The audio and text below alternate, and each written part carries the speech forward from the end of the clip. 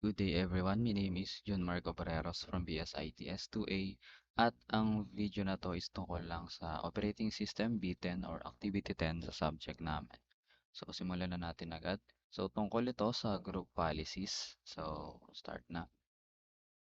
So unahin muna natin what is group policy object. So a group policy object or GPO is a virtual collection of policy settings. So it has a unique name such as GUID. So GPOs allow system administrators to manage and configure applications, softwares, or software operations and user settings across an entire organization.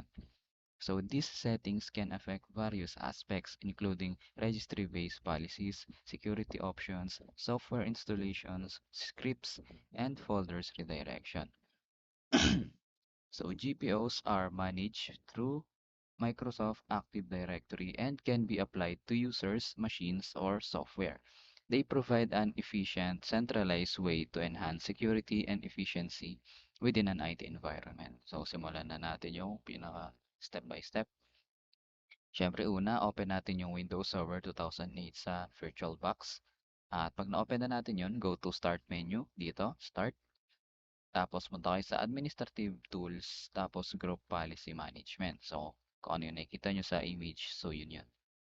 Step 2 tayo.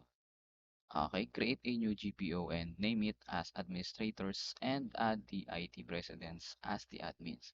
So dito, nakakreate na tayo ng parang folder sa loob ng forest name natin na usits2a.com. So pag nakakreate kayo ng administrators dito, i-add nyo na yung mga names ng bawat IT president sa buong first year, second year, third year, fourth year ng BSIT. So lahat to, ah, lahat to presidents to ng mga STEM and non-STEM na students sa PSIT ng TUP Taguig. Pagkatapos niyan, step 3 tayo. So, dito, go to all settings for the admin and find the remove links and access to Windows Update. So, ito yung hanapin natin, yung merong code. Ayan, may code na yan. Ayan, yung dalawa na yan. And then, click it and click disable and click apply button. So, dito sa part na to, for admin siya, so kailangan kapag nahanap na natin tong remove links and access to Windows Update, kailangan natin siyang i-disable. So dito sa image na to kasi naka-enable siya. So kailangan natin siyang i-disable kapag nasa admin side tayo. So pag na-admin or kapag na-disable na natin siya, which kasi nga admin siya, i-apply lang natin siya and then click OK. Next naman, go to all settings naman for the domain users. So, domain users naman to. So, bali dalawa to. Sa users or domain users at saka sa admin. So, sa domain users, same lang. Hanapin nyo lang ulit yung remove links and access.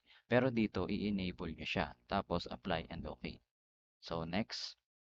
Dito naman, same lang din siya sa katulad kanina. Pero ang hanapin naman natin is remove help menu from the start menu or remove help menu from the start menu. Sa admin, kailangan naka-disable siya to, pero sa domain users, kailangan naman naka-enable siya.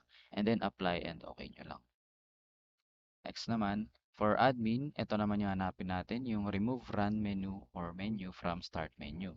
Ito yon, remove run menu from the start menu and i-disable nyo na ulit siya for admin and i-enable nyo naman siya sa domain users. Next naman, sa admin, hanapin nyo naman yung remove pictures icon from start menu at i-disable nyo for admin tapos i-enable nyo naman for domain users. So, same lang siya, medyo marami lang tong step na to. So, domain users naman, hanapin nyo ulit yung remove music from or remove music icon from start menu. For admin, i-disable nyo. Tas for domain users, i-enable nyo. Next.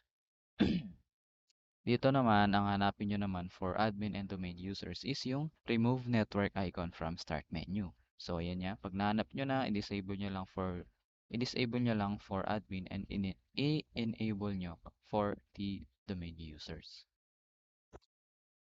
Next naman, dito naman sa part na to, for admin and domain users, hanapin niyo yung add log off or log off to the start menu at parehas niyong i-enable yon for both admin and domain users. Tapos click nyo na apply and then okay. Ito naman, ganun lang ulit, balik tayo sa kanina. which is magkaiba ulit sila. Hanapin nyo lang ulit yung remove log off for admin and then i-disable nyo. Tapos sa domain users naman, i-enable nyo naman. So next, ito naman, punta kayo sa local group policy editor.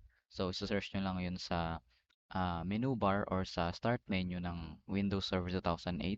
So search nyo yung local group policy editor. Pag nakita nyo na yun, sundan nyo lang kung ano yung nandirito. Basta makapunta kayo dito sa Internet Explorer Maintenance tapos dito sa Browser User Interface. So pag nakita nyo na to, i-double click nyo lang tapos makikita nyo tong browser title. So click nyo lang yan tapos dito sa title bar text, ilagay nyo lang yung domain name at katulad nung nasa first page kanina or sa pinakaunang image natin na ang nakalagay ay BSITS2A. So yun lang din yung ilalagay ninyo na may .com. Tapos click nyo yung OK.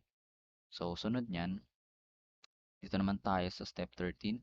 Katulad lang ulit ng kanina, hanapin nyo lang ulit for the admin yung prohibit adding components for a LAN or remote access connection at i-disable nyo yun for admin and at i-enable nyo naman for domain users. So, andito nyo lang yan makikita.